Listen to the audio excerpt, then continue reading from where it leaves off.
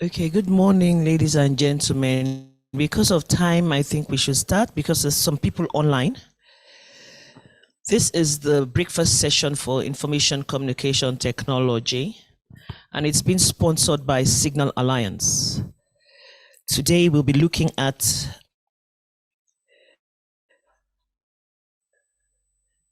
betting on digital economy for the economic transformation of the nation. But first, let me introduce to you the chairman of Signal Alliance, Mr. Collins Onwegbo, for a brief introduction about the session. Thank you, Yemi. Good morning, everybody. I hope you've woken up. Sorry for dragging you here. Please, you can get coffee, please. I think you can get coffee. You shouldn't eat breakfast, but you should get coffee. Yesterday was rough for everybody. Some of us from Lagos, we came in here very early in the morning yesterday. Most of us didn't sleep till we had dinner around 9 and then slept off. And I don't know about you, I had to wake up again around 6 this morning. So thanks for coming. My name is Collins Onwegbo. I am the founder of Signal Alliance Technology Holding. We're not the Signal Alliance Technology Holding. We were Signal Alliance for 25 years, which was last year. And then we became a holding company. Signal Alliance was formed 26 years ago as a networking company, and then we became a system integrator, and now we are trying to move beyond that.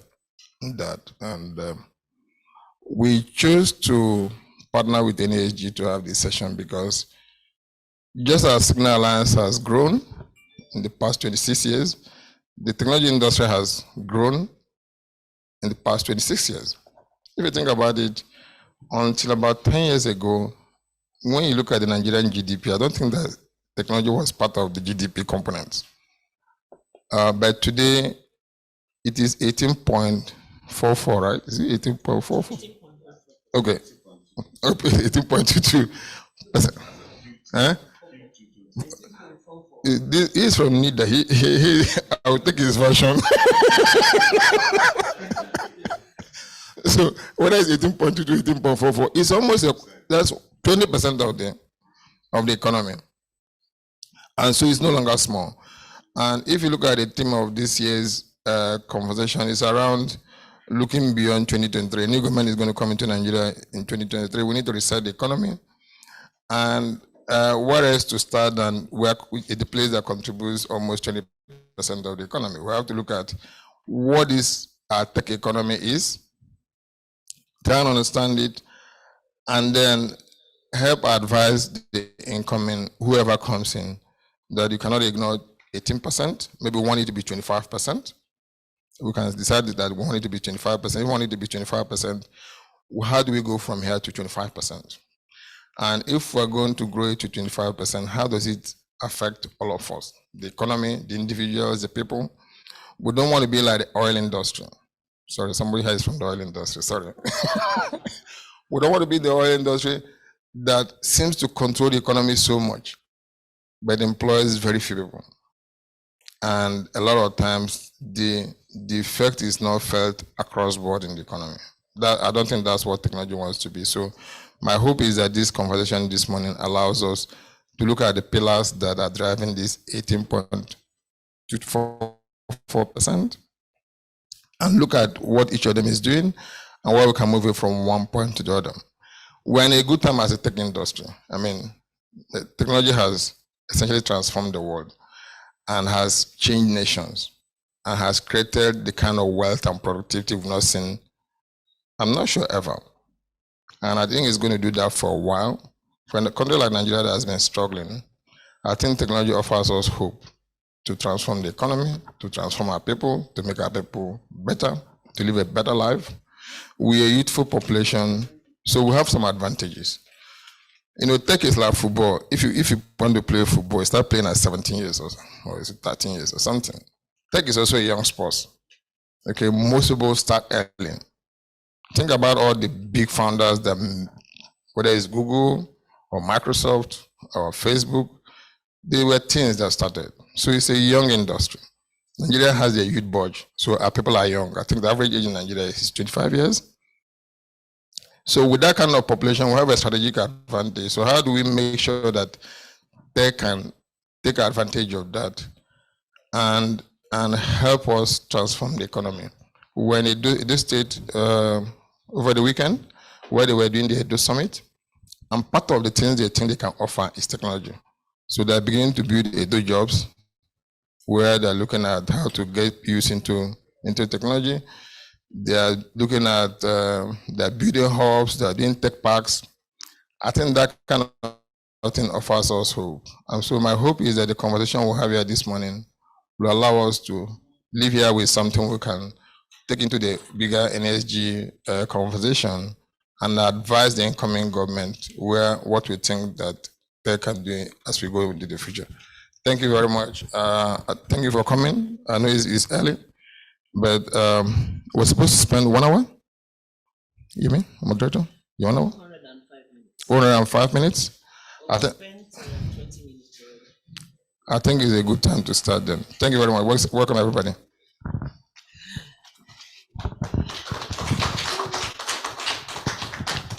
Okay, thank you, Collins, for setting the tone.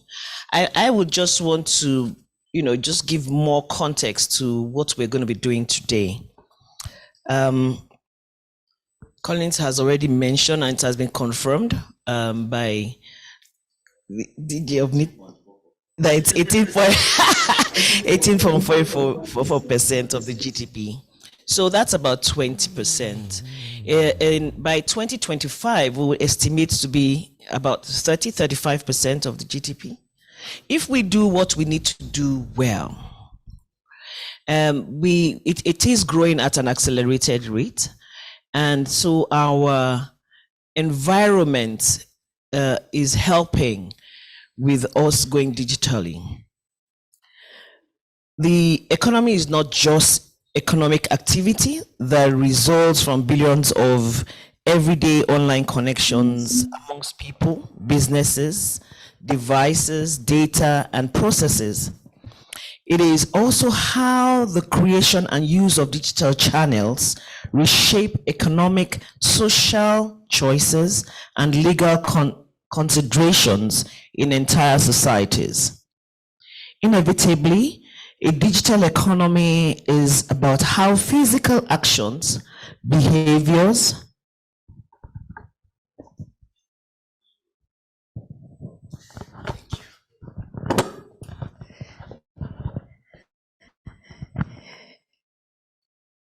communication, markets, and choices are distorted by the use of digital infrastructure.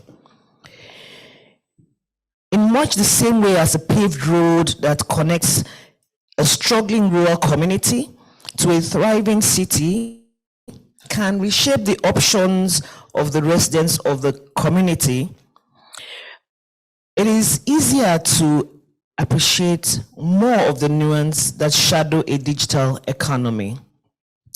A digital economy can create tremendous wealth, which we are hoping for, and help uplift millions of people from poverty. It can support more efficient service delivery systems, but it can also help entrench power in the forms of monopolies or oligopolies, and politically in the form of digitally enabled authoritarianism. In insights from a recent report released by the World Bank called the Nigerian Digital Economy Diagnostic Report for a Successful and Inclusive Digital Economy, Nigeria would require building key fundamental elements of digital economy, which is what we're going to be discussing today. 20 months after the pandemic, the data released by NBS shows a very impressive economic recovery. Analysis of the NBS data showed that real GDP grew by 4.0% year on year, compared to minus 3.6 in the same quarter of 2020. The nominal GDP of Q3 of 2021 was also 15.4% year on year, compared to 3.9% in Q3 of 2020. On a quarter-on-quarter basis, the real GDP grew by 11.1%, while nominal GDP also grew by 15.7%. One of the reasons for this recovery was the development of the ICT sector and an attempt to digitize the economy. This morning's discussions will focus on 5 sub-themes to seek solutions to unlock Nigeria's digital economy potential. The objective of this breakfast session are: 1, we are all jointly going to articulate critical levers that would accelerate the growth of the digital economy across private and public sector. We will identify and recommend changes to aspects and policies of the traditional economy that requires transformation. We will identify critical factors for the implementation of a digitally driven economy, business. We will focus on public and private institutions. We will also build consensus on the imperative for transforming institutions' huge human capital through the development of a digital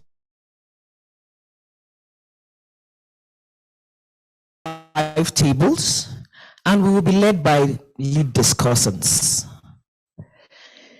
Table 1. Table 1. Infrastructure, platform as a service, software as a service. Our discussion leader, the MD from Galaxy Backbone, MTN Group,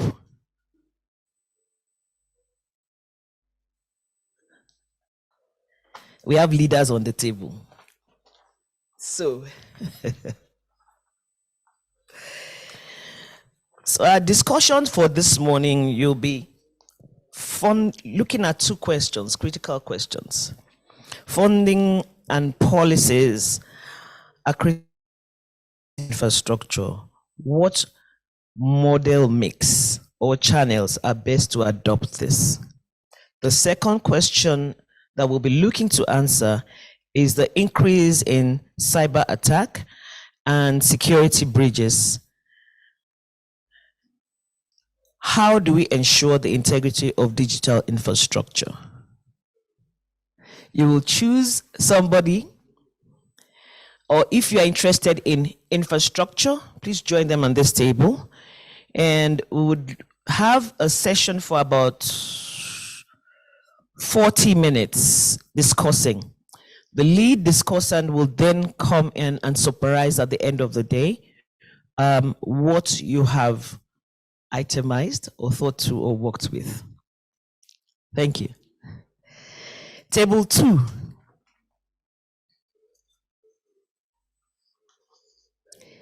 Digital platforms. Digital platforms offer products and services accessible through digital channels, such as mobile devices, computers, internet, and for all aspects of life. Digital platforms enables producers and users to create value by interacting with each other, including government and commercial firms. According to Gartner, digital platforms exist at many levels, from high-level platforms that produce a business model to low-level platforms that offer a collection, technology, and/or business capabilities. This session would be led by, you are here, Jumia, Google, and Meta. So, and the critical, table 2, and critical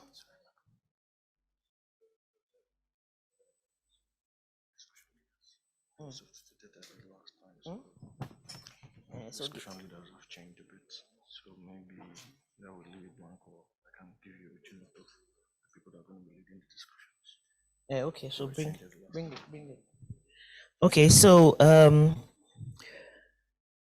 the discussion leads will introduce themselves, but then this table will be discussing how do we build indigenous platforms with local nuances to accelerate adoption of e-commerce.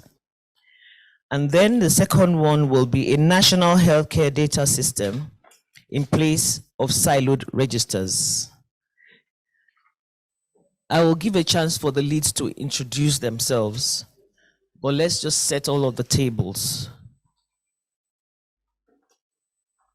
Table 3, financial services.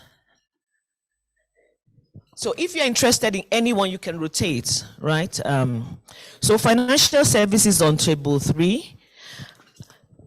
The digital, I'm going here, not in the order that you think. The digital financial services enables individuals and businesses to conduct transactions electronically online and open a pathway to a range of digital financial services in addition to digital payments, including credits, savings, and insurance. Digital finance services comprise of broad range of financial services assessed and delivered through digital channels, including payments, credit, savings, remittances, and insurance. A survey conducted in Nigeria in 2008 by a development finance organization, the Enhancing Financial Innovation and Access, ELFINA, revealed that about 53% of adults were excluded from financial services. And according to the CBN, the exclusion rate reduced from 53% in 2008 to 46% in 2010, and then set a target to further reduce the exclusion rate to 20% by 2020. So the discussion leader, they will give me the new discussion leaders, but this table 3 will be talking about digital financial services. And the two questions that are critical for this table is how do we expand financial inclusivity using digital technology to achieve 80% inclusivity target? The second question will be looking at what are the challenges and solutions to implementation of a digital transformation in the rural Nigeria. Now, table 4, let's look at that. Table 4 will be looking at building a sustainable future, how a digitized economy can help accelerate ESG goals. Digital entrepreneurship and innovation creates an ecosystem to bring the digital economy to life with new growth-oriented ventures and the transformation of existing businesses, which contribute to net employment growth and help enhance the competitiveness and productivity of the economy. Two critical questions. How do we enhance ESG outcome for business under a digital economy?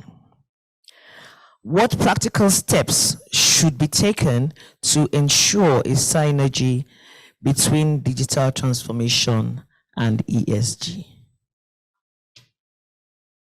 I will come back. You know that you will lead. And table 5, we're looking at visibility, security, and control. How digitizations will power a secured and sustainable future. Economies require a digitally savvy workplace to build robust digital economies and competitive markets.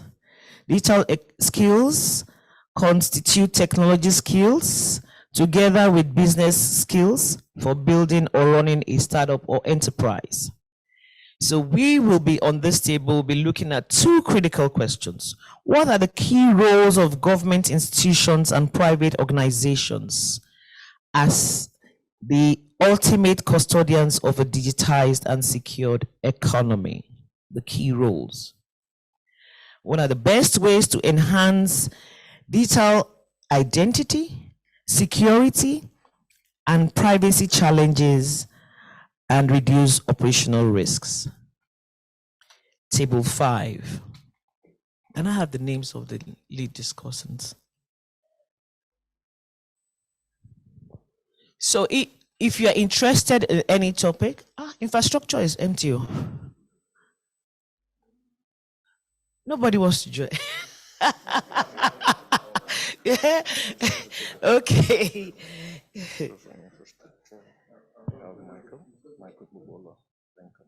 Is it the one there? This is the one over there. Okay, table 1 for infrastructure. We have Michael Kwela from Pencom. Table 2, Juliet from Google. Table 3, Mr. Kenneth, right? Yes. No. Just look, man. Oh, okay. Oh, that's table 5, security. Okay. Yeah. Here. Financial services, right? Security. Okay, no. Financial services, yes. That table. Who's leading? Kenneth. So who's going to sit on this table? You're leading the table. Maybe we'll match the table depending on interest. Yes, we'll make the tables.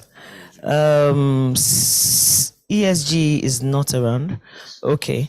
So table 5 would be Mr. Lukman for security, NMPC. Okay, so that you know who your leads really are, please, and their background, I would like them to introduce themselves and let the discussions begin. Just 1 minute, sir. Good morning, everyone.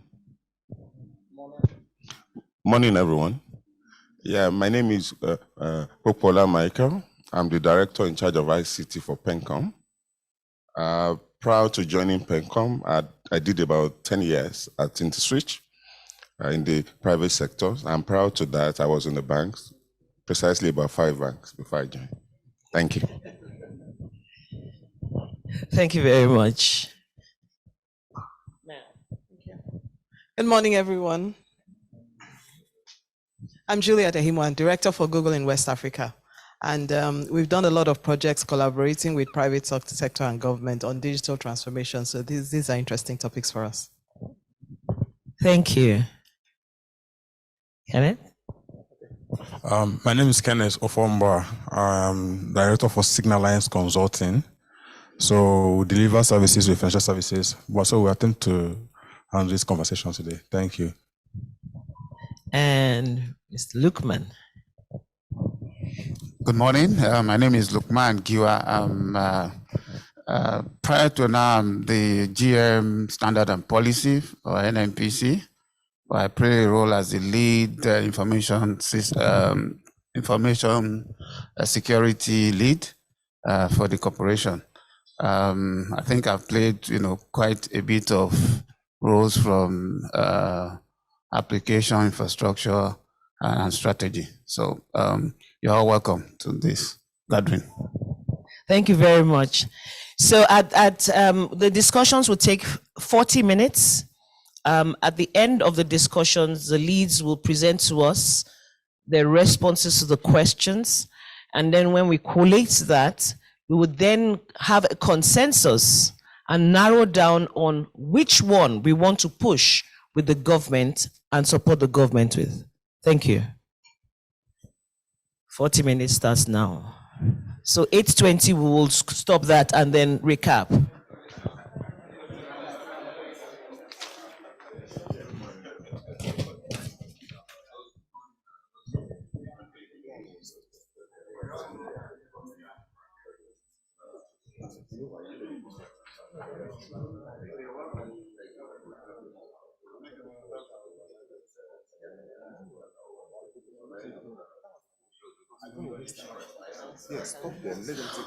Okay. Our board director has said that we should have breakfast while we're discussing.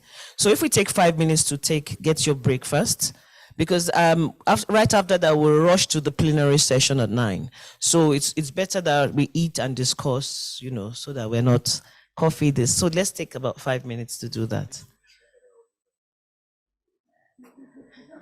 Okay. Nobody doesn't want to breakfast. It's fine if you don't want breakfast, though.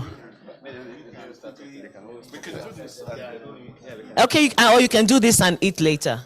Okay, so let's do that.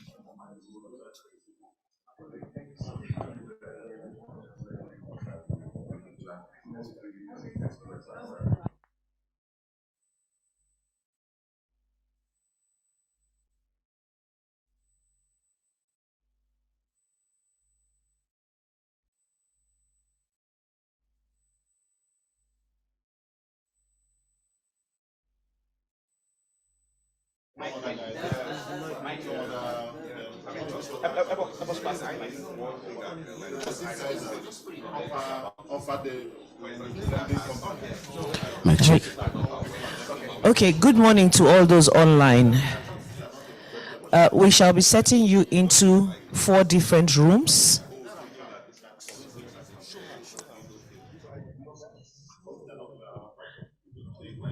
For those of you that have joined us online, good morning. We have created 4 rooms, and the 4 rooms will be discussing one. The first room will be on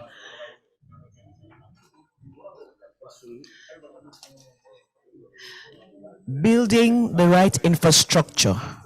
So the first room will be on infrastructure. The second room will be on digital platforms. So you would go in to discuss digital platforms. The third room will be on digital financial services. So if you want to join the discussion on digital financial services, you go to room 3.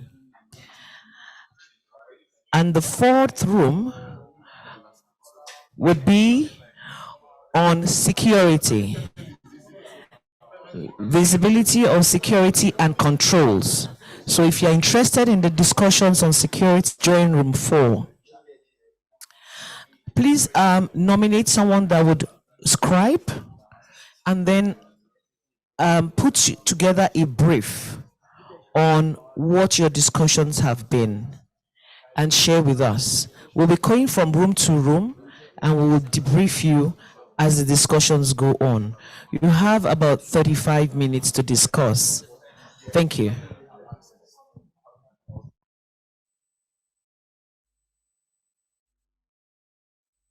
But people online can hear. You will mute this one, but people online can hear it. You can hear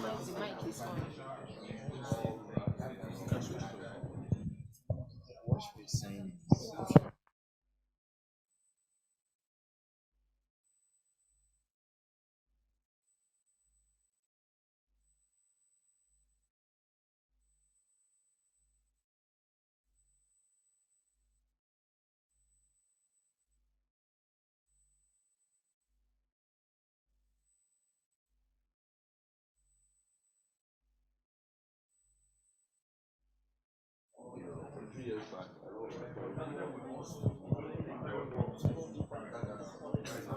Infrastructure.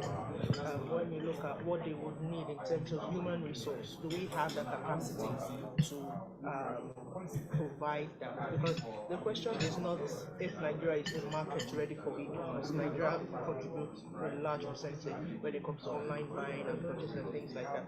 So what do we need to actually build that kind of platform? Because we have the brain. Definitely, we have the human, but we export most of our intellectuals outside, and they do stuff with systems that work. So, what do we lack in our own system that prevents us from building our own platforms? I think that's where we need to start that discussion from. Yeah, So I agree. yeah, sorry, I think that, I mean, earlier two speakers spot on. I think I understood this point more from the need base. So there are two categories to the need. The need as per this problem that is to be solved, and then the need as per what's required to solve that problem. And I think that's one of the things that ICT technology actually gives us. It empowers us, right, to be able to pull the necessary resources, right? So like you mentioned, so first of all, let me assume, I saw that Jumia and Google, so Jumia is one platform that we know has recorded success, right, in Nigeria, right? But then what other things can we do digitally? What other things can we put out there? And I think digital platforms are like another source of export for us because it can be accessed anywhere in the world. So, what are the key? I think maybe one of the things we can come up from this table would probably be like a suggestion as to some area, something that's really booming already, but we need to something that's already booming, like something that already caught certain interest, and then we need to give it a digital print, right, and then see how people engage with it, because that way it serves like a prototype that we can now recreate. Like the international trade fair. Like international trade fair. Exactly. It happens every single year. Exactly. So it serves like a prototype we can now recreate in other either industries or other players, and then before you know, we're able to multiply that event. So I that's the angle from which I'm thinking about. Yes. For me, I think the two speakers, or the three, have said it, but I think that need and the enabling environment, because just as we have said earlier on, we have the talent. The talent, we have our youthful populations that are very, highly talented, but what is lacking possibly is that enabling environment that will support.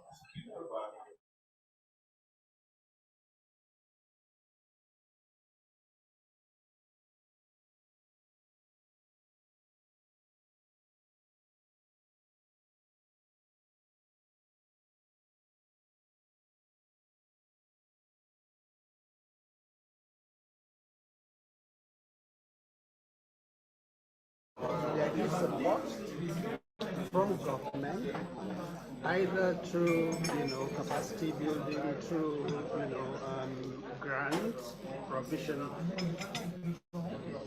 Then it will fast track the development of this environment, whether it's in the e-commerce or any other. The key is having an enabling environment that drives the need for the utilization of those environments. I think that's the key. Sorry, this one online. Yes. Il y a two mics.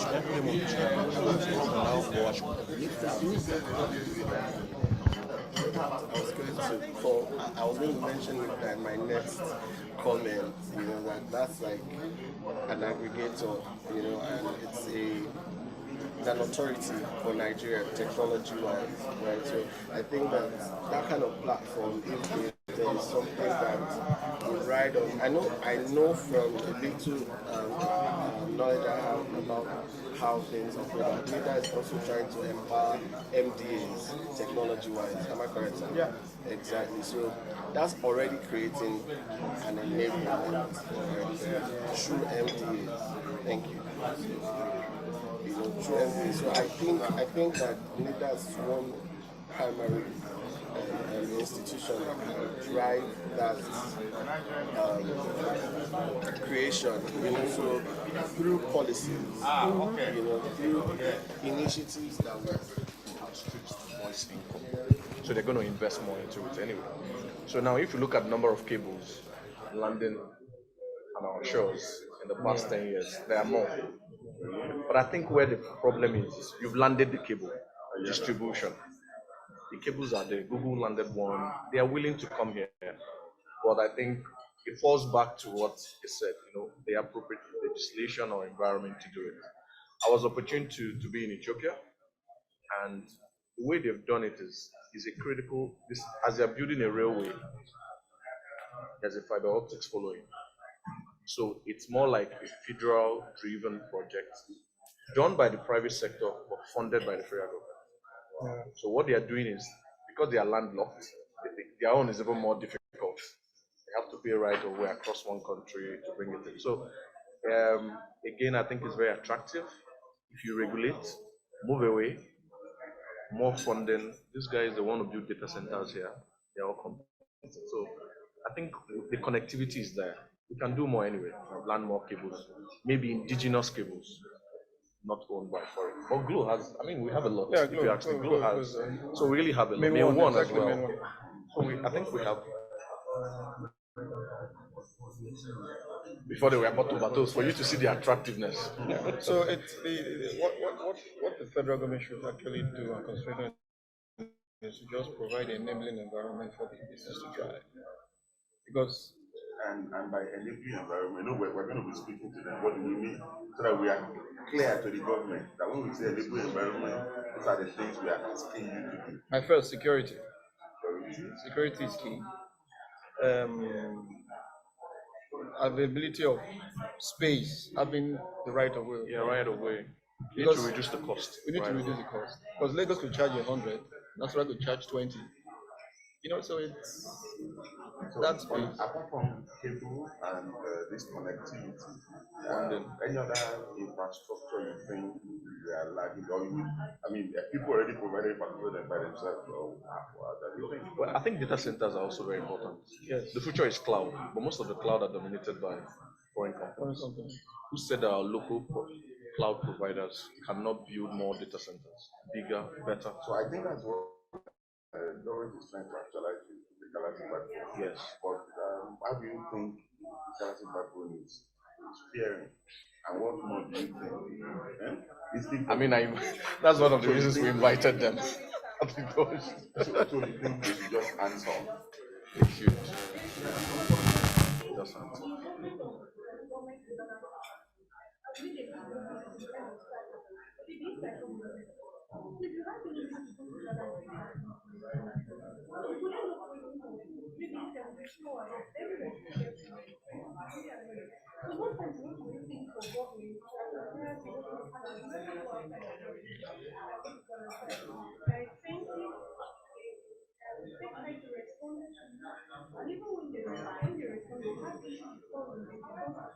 Is the monopoly of it. When you say they are expensive, in comparison to the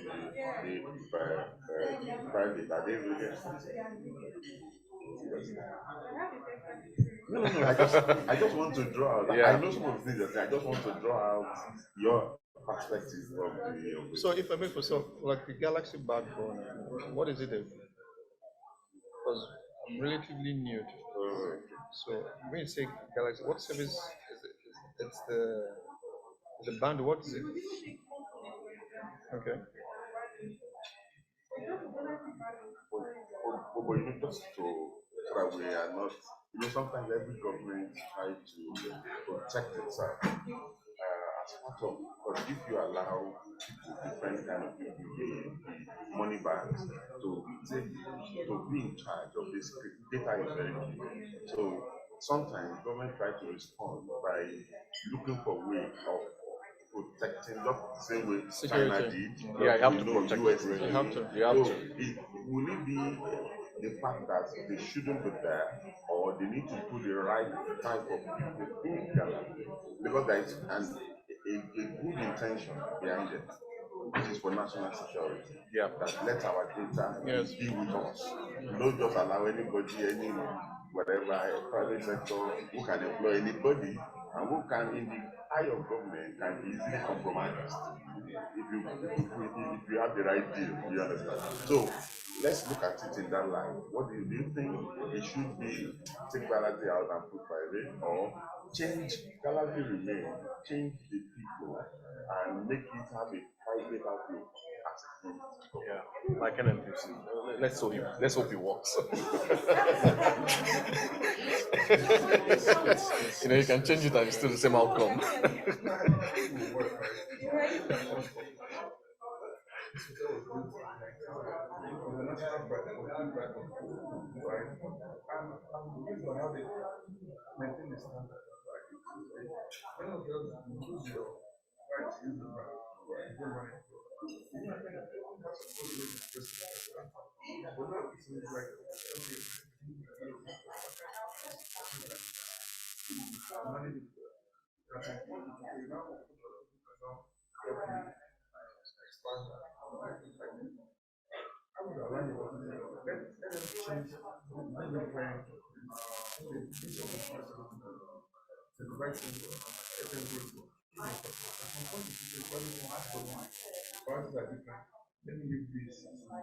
Private.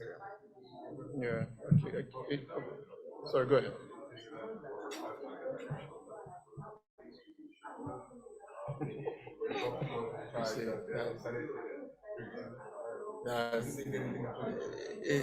It's the individual. Is the political, is the that power is highly. It's true. It's true. If you ask me, they should take a back seat. Anything government has been here has stalled. Liberalize and things will work. The reason we enjoy it for, I always keep referring to telco because I remember before I need to do this, go to Nitel, it was very crazy.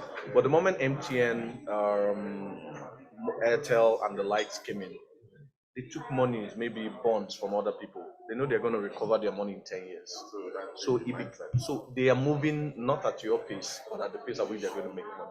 So maybe a partnership works here, where that's why I keep saying create the environment using policies. Exactly. Like Galaxy Backbone, you can have a chairman, but the rest should be private driven. Okay, I'm in government. Oh, sorry. No, he's in government too. So. No, I know him. So there's one thing we need. Nigeria is what it is. Okay, we have 15 minutes more. We don't have really. Just check, time checked, 15 minutes more. So whatever agencies that are succeeding is just by the mere force of whoever is running at that time. So if that person goes, everything runs.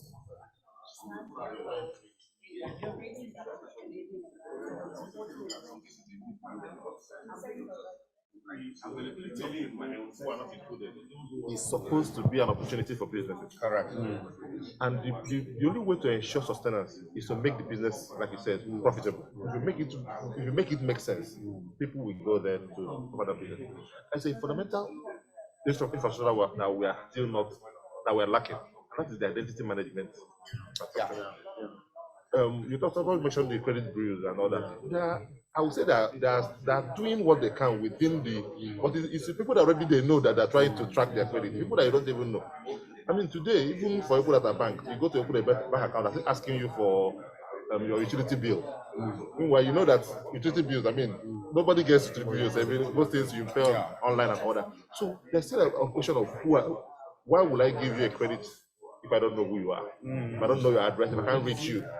Identity management is for credit. It's extremely important. It's a big gap. Because what is the penetration of NIN, for example, between NIN and BVN? Who has the largest number? I think it's the NIMSI guys. Yeah, the NIMSI guys. Yeah, I think it's the NIMSI guys, because even if you're going to get a passport, you have to go get it. Yeah, even if you're yeah. Good morning. Sure. Ah, yes. My name is John. Sorry, I'm getting into the ICT space, so I find the conversation of the state fascinating. So I think between the BBN and the name, it's all the same thing. So you cannot have I don't know. No, you could, technically speaking, NIN is government imposed. BVN is banks. So if I could still have my NIN, which is my government requirement, without necessarily having a BVN if I don't have a bank account. So when you look at it, the larger subset is NIN. Ideally, it should be both. When it got started, though, NIMSI was slow in registering. So because NIMSI was slow in registration, the BVN jumped very quickly because there were existing bank account holders, and they just made sure that all of them got BVN. There are some still without. I mean, my daughter is out of the country, so she hasn't come back since. So the first thing we told her is that if you come in January, you have to do your NIN, you have to do your, because where she lived, there is no access to that. So what we need to do is that the bank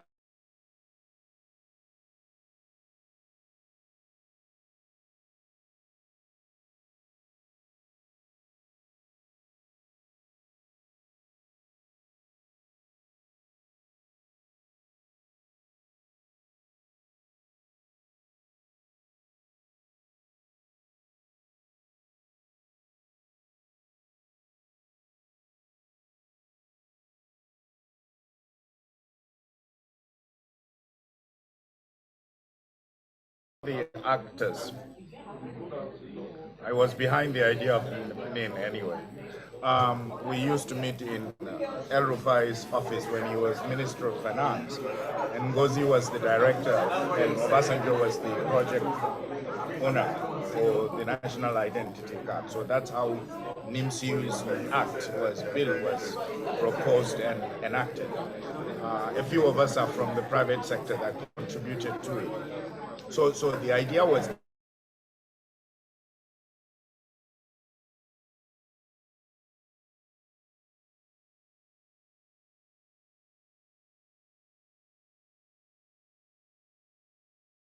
out to get it, but later on they tweaked it to say, okay, you have to be 18 before you can get that. I don't get it. It doesn't make any sense. They've brought it down, right? Okay, so yeah, because our own concept initially was from birth, basically. From birth. But the point now is that, has it been linked? Has NIN been linked? I know has been linked to your phone, but has it been linked to any financial? BVN, they have taken all the BVN data. So NIMSI now has all the BVN data.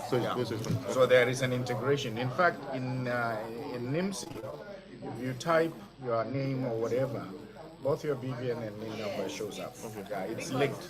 I know because I had a problem with that too. Right. My BVN had a wrong date of birth way before, so I had to go through that process To correct it. to get my international passport. That's just what you said now. Most of these things are introduced because there's something you want to get. BVN got higher traction because you have to people have had funds that they didn't want to forfeit. People are registering on NIN now because you must have NIN to get a national passport. Your children must have NIN. Not going anywhere. Your children must have NIN to do their work and their job.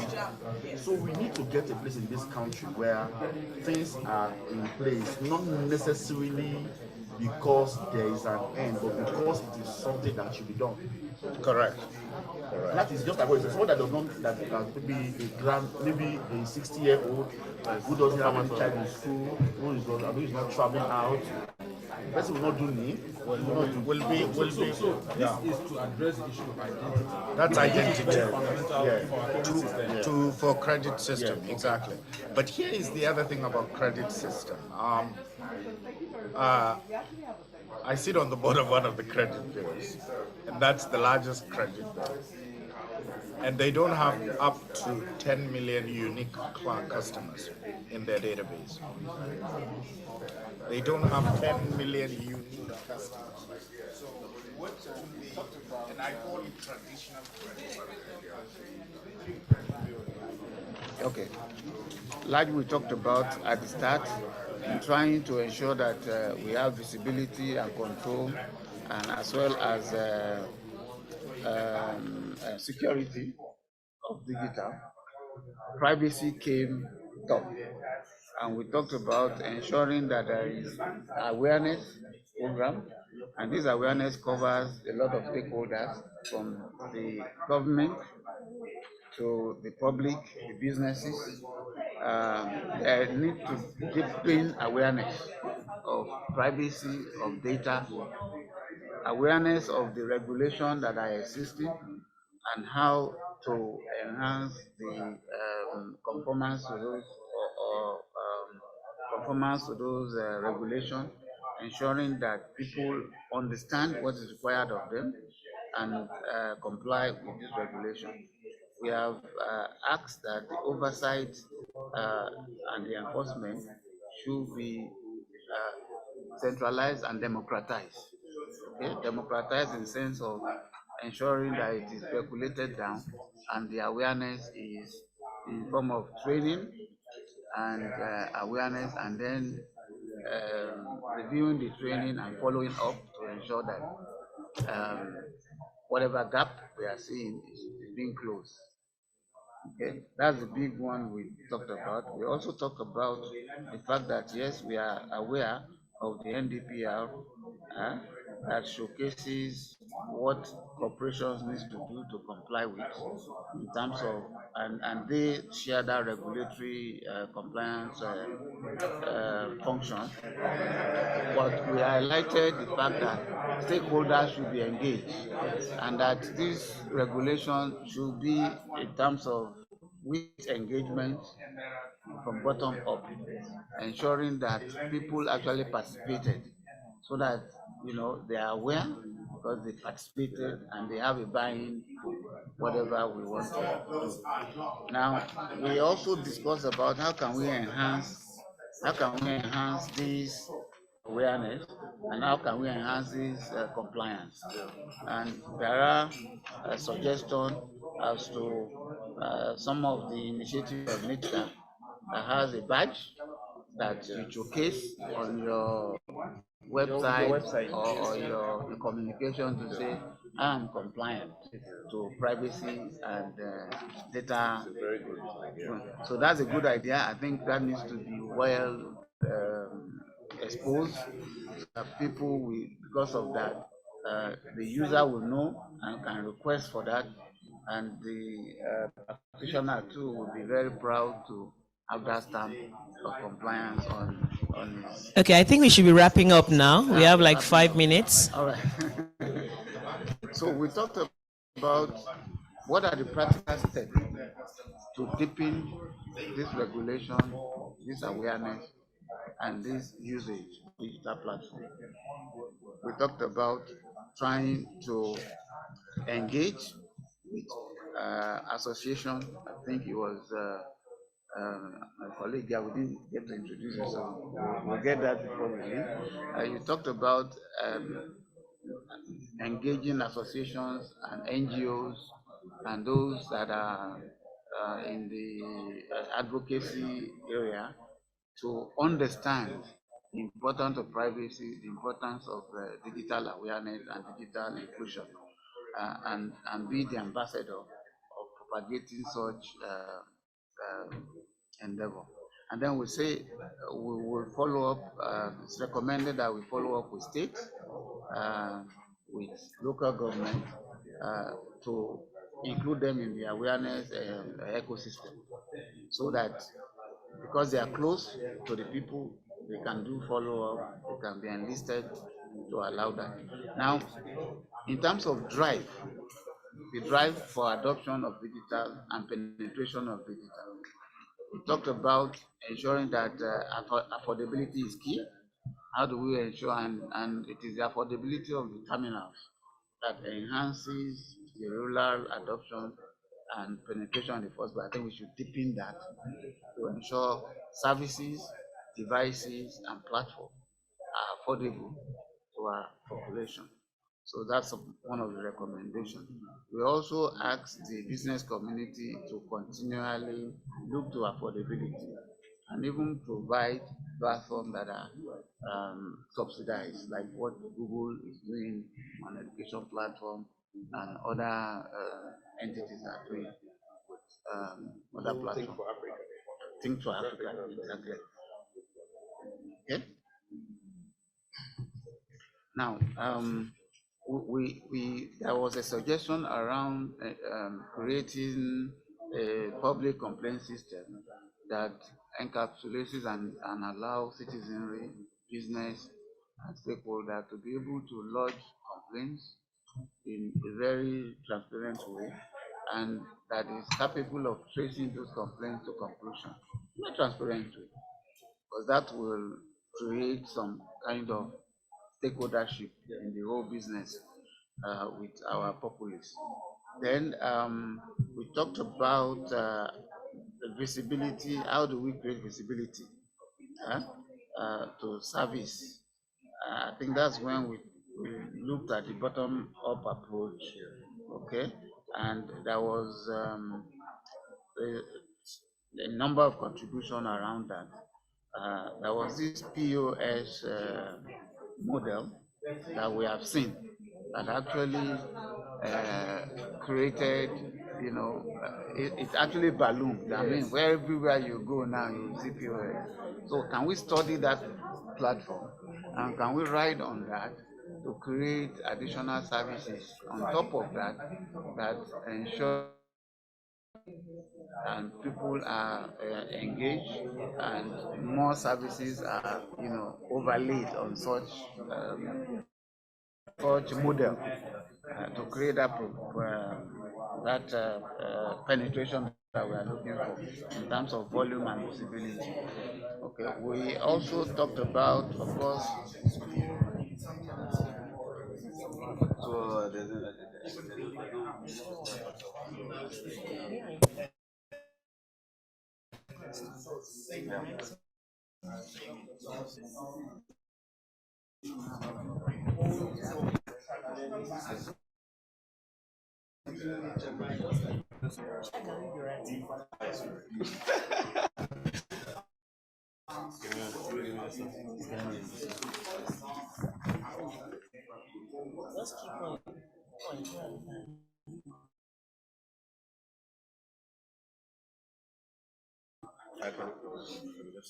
I think it's time. It's time. Can we have hello? Can we have the discussant lead from table one? Time up, time up, time up, please. Hello. Okay, so we are going to be looking at building infrastructure, and we'll have the distant lead from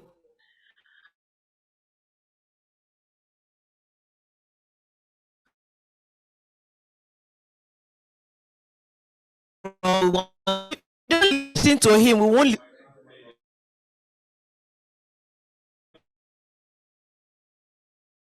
Excuse me. Oga Bukar, we discussing, right?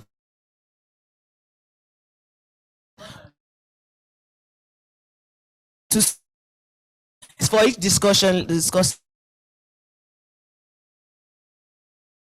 the leads the discussions you've had, right? There were some who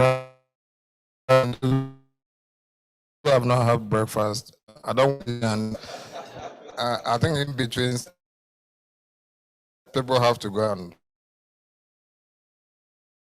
find breakfast. You have to come to this place. You have to take your.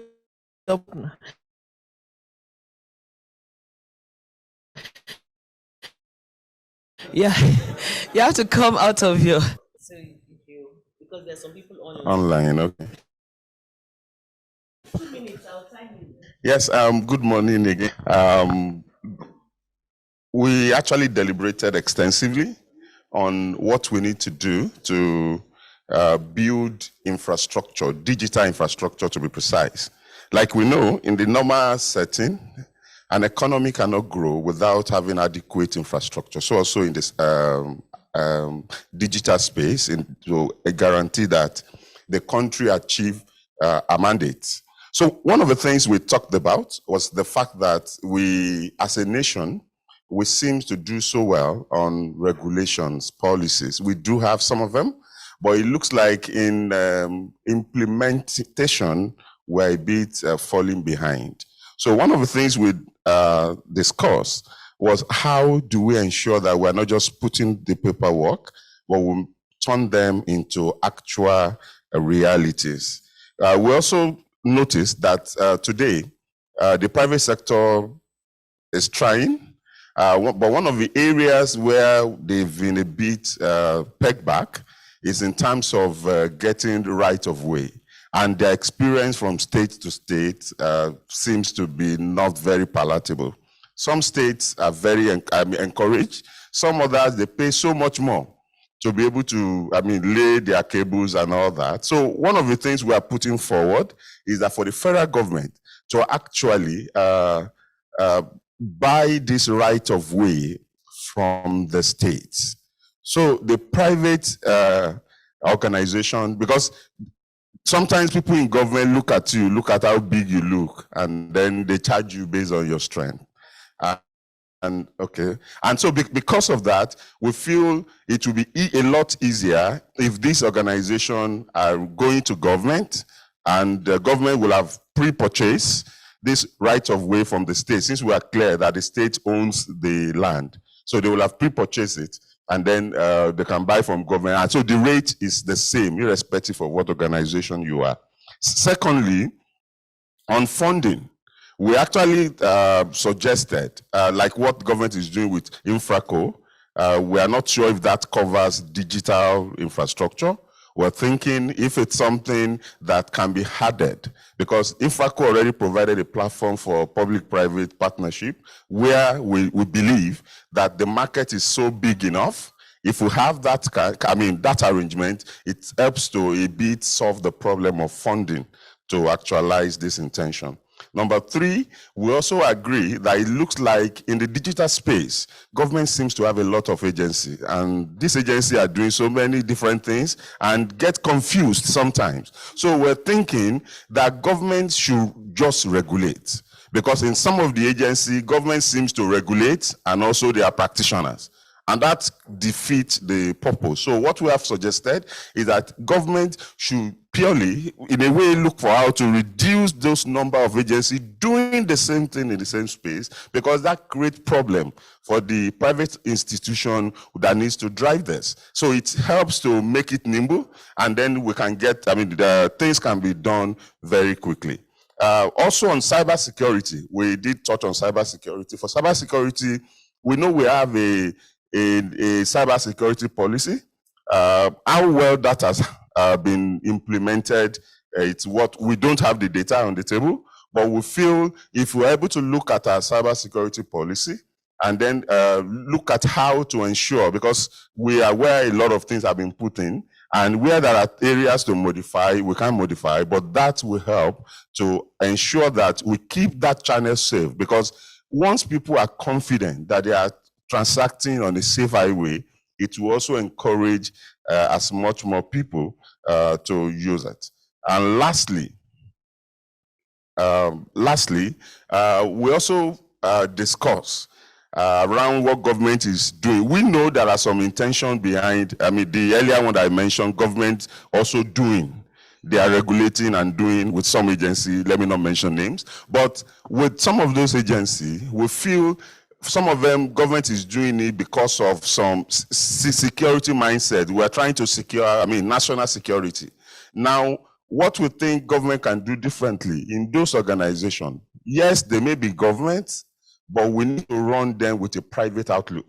And that will affect the kind of people we recruit in there. So that, because a lot of time, based on some of the comment that came on the table, when you go to some of those, you know, the government approach, things seems to be a bit slow and all that. So if we run those agencies with a private outlook, yes, government has a stake, but we run it with a private outlook, possibly they might be able to achieve as much more than they are currently achieving.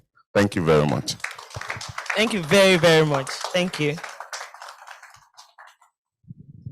So we nominated an integrator and spokesperson for the table, and Jide kindly offered to do that.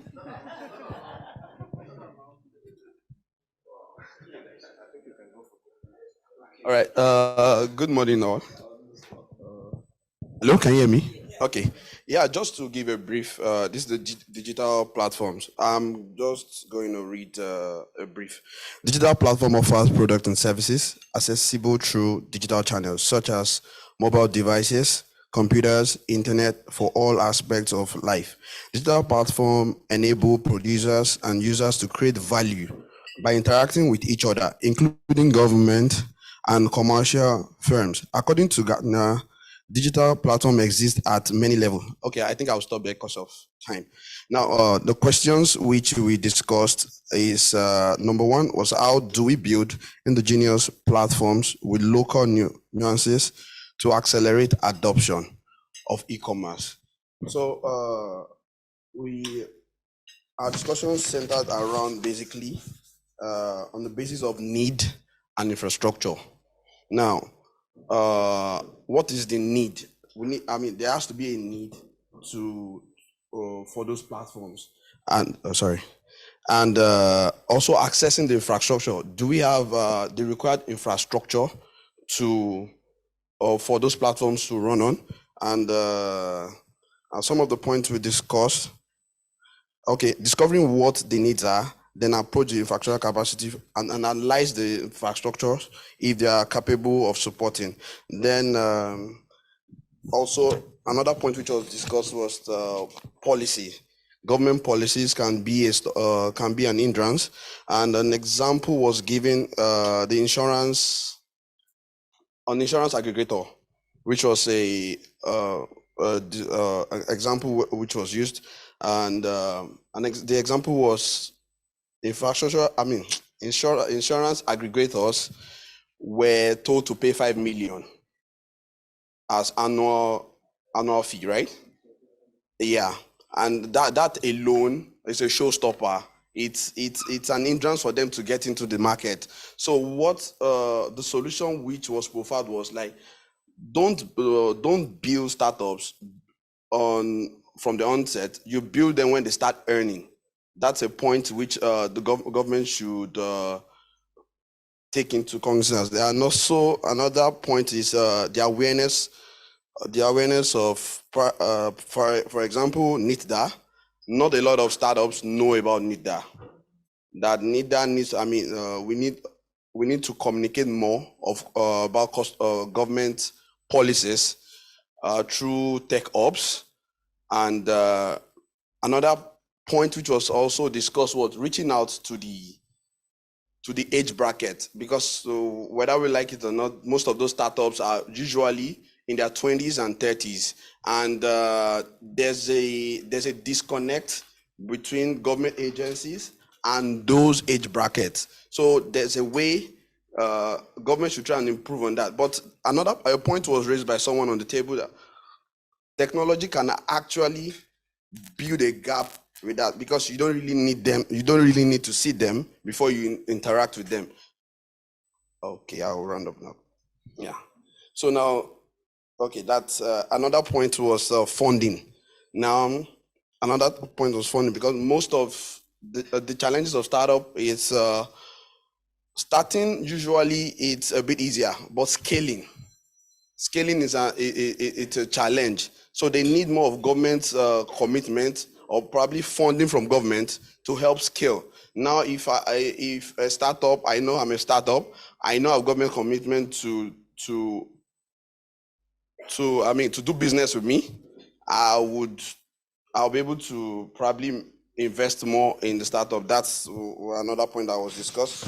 Then the second question is, let me just go straight to the national healthcare data system in place of siloed registries. So, 1 minute, sorry. Okay, the challenge basically is lack of policy and the will. And there's this point which was made, tech-government relationship,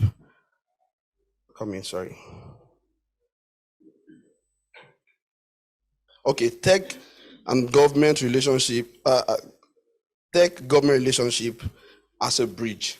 We need a bridge. We need the tech and government relationship as a bridge to cover this gap. Sorry, I think I'm losing it. So basically, the challenges of engaging health practitioners and also exposure to technology. Also, the gap in infrastructure. Okay, for that, it's like most of the health centers don't have access to internet. How do you bridge those gaps? So one of the points which we didn't discuss, just came through my mind, was I'll take Ethiopia as an example. There are villages in Ethiopia who don't I'll round up. There are villages in Ethiopia who don't have access to internet, but through the satellite, that is NICOMSAT. We have NICOMSAT, which can be leveraged on to get access to internet by the health insurance. Health centers to bridge this gap. Thank you. Sorry. Thank you. Table 3. 2 minutes. Okay, so one of the things that comes up in all the speakers is around policy. What's the government doing with respect to policy? The policies, are they consistent? We looked about M-Pesa kind of thing that M-Pesa did, and the fact that people like NIPSB has been asked to play in the payment system and also being asked to play in the forex system. Wouldn't that kind of distract them? Okay, so policy is very key and we cannot overemphasize the policy. Sorry, I'm talking about digital financial services, and we're looking at it from a payment perspective, credit perspective, savings and insurance. Okay, so but we may not have to get into all of that because of time. Okay, so I've talked about policy. First question is, how do we expand financial inclusion to reach 80%? We're not given a timeline kind of target when it will end. So, but we'll say 2025, because when you set targets, you need to put a time frame. Okay, and then policy comes into play again. So we need to look at our policies, review them, and ensure they're consistent why they were set up. Okay, so we can't overemphasize that. Then we'll take a look at credits. Okay, so we look at the gaps that unquote the loan sharks has come to fill in. Okay, I also see some banks trying to do some things like, but they also receive it to people who collect salaries where you can just access loan via your phone, but it must be a salary earner. Okay, and then we look at what issues do we have that these loan sharks are coming to fix, and there's issues around identity. You can't give somebody credit who does not have identity. I mean, the issue of identity has been a national concern, and then we saw BVN coming in the financial services to help solve the problem, and we see NIN and all that. But again, if you look about identity and somebody wants to, in the rural areas, and we're talking about inclusion, how do we make sure there's an inclusion? Somebody in the rural areas, what incentives does he have to go get a national ID card or have a national identity number if there are no services provided by the government that leverages that? So you see that we struggle in that area of identity, and if that identity is not sorted out, you will see that our level of inclusion will always not be where we want it to be. Okay, so we look at financial literacy. Because even the people in the rural areas, we were trying to ensure that they are included in our financial services. They are not financially literate, which means we need to teach them, we need to educate them to build their trust. Some of them don't believe in the financial services, that their money is safe. So, and the only way we can do that is to run awareness programs, have education programs, make sure we educate them. Otherwise, we will not get the kind of result we want. But then also very important is digital channels and infrastructure. We need to have infrastructure, core infrastructure. I mean, core infrastructure is important. And again, when you now have core infrastructure, you now talk about the digital infrastructure, because for you to consume financial services, you need to leverage a channel, and those must be accessible wherever you are with very good experience. So the government and the whole stakeholders, sorry, we promise not to use the word government because there are different stakeholders. So all the stakeholders need to look at that and see how the necessary infrastructure, both physical infrastructure and digital infrastructure, are made available in the areas that we are trying to drive inclusion. Okay, so one of the things we also discuss is incentives for inclusion. So there are people whose business models, if they want to drive inclusion, it might not be profitable for them. And so they will chicken out. So is there incentives for them? If we see the kind of numbers they can churn out, to say, let us incentivize these guys to help us drive financial inclusion, even if their business models are not profitable, and that's where the incentives come in.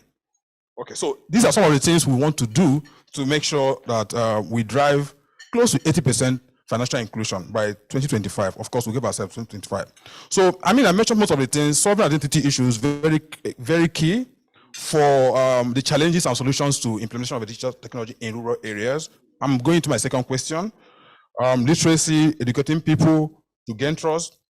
And again, one of the things I've not mentioned is right product design for people in rural areas. So you don't products for people in rural areas expecting them to adopt it. But those programs were not designed with them in mind. These are products for people in urban areas because you understand them. And you think rural people will also adopt some solutions and products. It might not always work. So we must have a people-oriented product design tailored to people in rural areas to help them adopt and be financially inclusive. Okay, so and of course, when you talk about financial inclusion, we cannot leave out the mobile devices, which is a very big gateway to drive both from a payment perspective, credit, insurance, and savings. So we have a very large mobile database, and many people being in that space. So we need to see how often and how more and more we need to increase that. Thank you. We have what? Signal has. I didn't let you finish because we need to quickly round up. Yes, please. 2 minutes. 2 minutes. I think I'll do mine in 2 minutes. So good morning, all. Actually, for us, it's around visibility control to power this digital sustainability.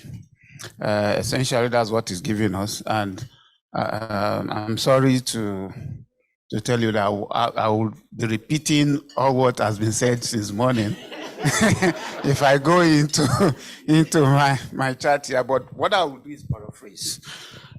Essentially, we talked about regulation. I think regulation has been dealt with here. But from our own perspective, in terms of visibility, what we're looking at, how do you deepen the awareness of those regulations? How do we ensure that the citizenry, even the government institution and businesses are well aware of these regulations in such a way that they are part of it? So we're taking a bottom-up approach to regulation. Were they in consultation? Were they part of even development of this regulation? So that concerns and issues that they have is taken into the regulation, and awareness will have started from there. Now, when the regulation is ready, how do we penetrate this awareness and make sure people that are affected, especially around privacy, which is one of our key terms of reference, how do we ensure that they are aware? How do I know my right under the privacy law? And how do businesses and even government institutions know how to implement this privacy law and ensure that we get the results of that privacy?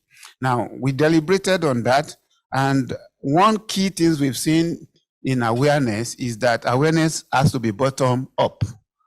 In our system, we've seen that most of the time we just come top down. We need to be creative. And from our deliberation, the collaboration from the government side of local government and state came into being. So I hear people talking about rural area, what to provision them and what to provision the cities. Yes, the only way to drive that for businesses and for the structure is to ensure that there are structures at the root, local government, state, that are aware of this regulation and can have structures that meet all these regulation and that awareness. So the campaign should start from there so that people are aware of the right. Businesses can now look at that and try to adapt their services. Affordability is another one for the penetration. How do we design things that are affordable across board? You recall when we had the terminals, when they were very expensive, penetration was hard. When the cost is now low, I mean, you can see how people are adopted and we can create services on top of it. So we need to think along that line. Now, one other thing, I know you are looking at my time. You can see that I'm rushing, but I have to get this through. We identify schools as a critical element that we need to catch them young. How do government create programs and how do public sector assist them in this education and awareness at the very young level and not in the cities, across board, ensuring that we are able to educate, give them the necessary tools for digital enablement. So that was discussed. Lastly, in terms of compliance to regulation, we talked about two things. NITA actually has something that gives you a plaque, like a stamp for compliance. If that is entrenched and people know that if I want to do business with you, are you compliant? You have your stamp, that can increase adoption. The other thing is, can we look at the model that the POS, that POS model that now shows up almost everywhere, whether you're in rural or local community, you will see those POS model everywhere. I think we need to study that and see how we overlay other digital services and platform on that level. So you have 2 for 1, right? And that will be my closing. We have more, but thank you very much. We need to rush because of the plenary session. It starts in 10 minutes. So what we'll do is, this morning there's so many things that have overlapped here: regulation, policy, awareness, literacy, education, so many things that have overlapped here, and we are going to put everything in the report, and then we will share with all of those that have come to this session. I would like to thank you for coming today. Your contribution will be communicated. You will see the reports and the summary of it will be communicated, and as NESG and the government align in implementation, they will put everything into play. So thank you all for coming. I would want to, Mr. Collins, who has sponsored this session, to come and give a last word. And I don't know if you have time to take pictures for the session. Please, can we have the section to come so that you can come and take picture, please? While I'm speaking, just come and take pictures so you can go. So when I hurry, because the men's section is starting by 9, in fact, I'm a speaker, so I'm supposed to be there. But thanks everybody, this has been wonderful. When I got here by 7, I thought nobody was going to be here, but thanks for coming and enjoy the rest of the day. Okay, can we have the discussion leads up first so that we can take the pictures? Collins just did. For please, I would please request for those online, please send your summary. The second thing is that those, I didn't allow everybody to express all their discussion. Please, can we just either email or something to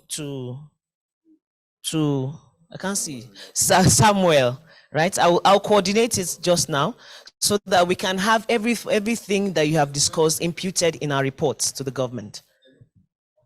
Oh, sorry. I was coordinating.